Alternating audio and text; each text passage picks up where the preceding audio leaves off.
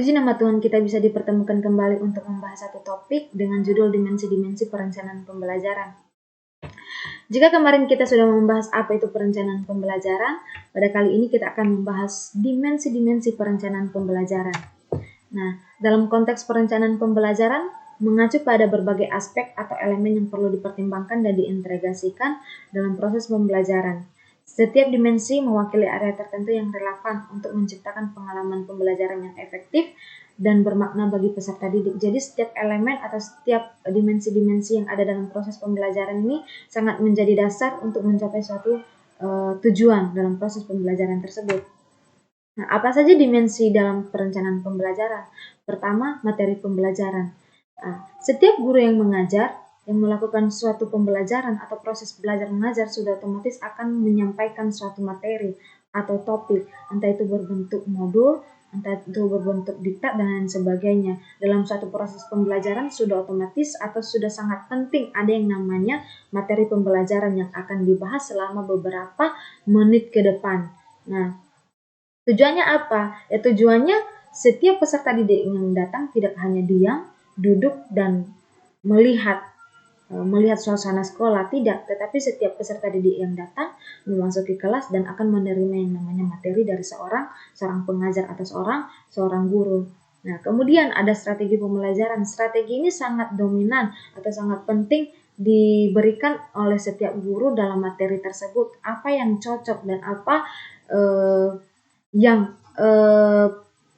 yang cocok kepada peserta didiknya supaya mencapai atau supaya dapat membuat peserta didiknya ini memahami dan dapat membuat peserta didiknya ini paham dari materi yang disampaikan. Jadi strategi ini sangat identik atau sangat cocok untuk diberikan oleh setiap guru dalam setiap materi yang mereka sampaikan. Kemudian ada tujuan pembelajaran. Kita tahu bahwa tujuan pembelajaran ini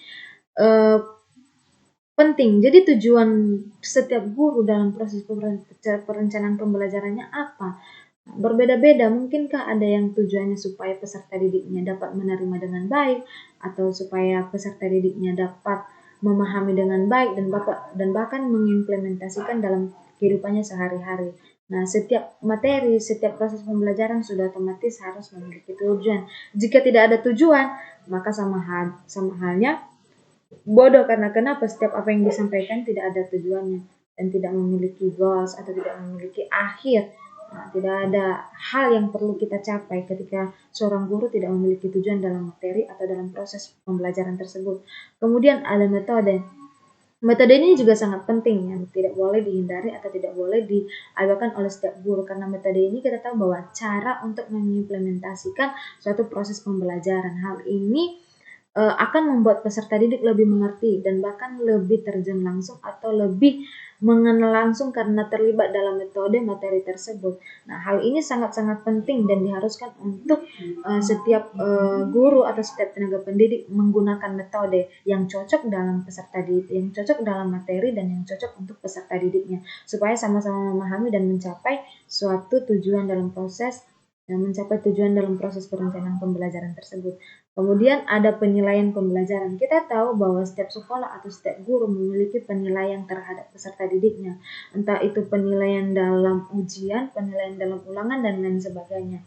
Tujuan penilaian ini untuk mengetahui bahwa sampai di manakah peserta didiknya menerima materi yang sudah disampaikan, atau sampai di manakah peserta didiknya ini memahami materi yang sudah disampaikan.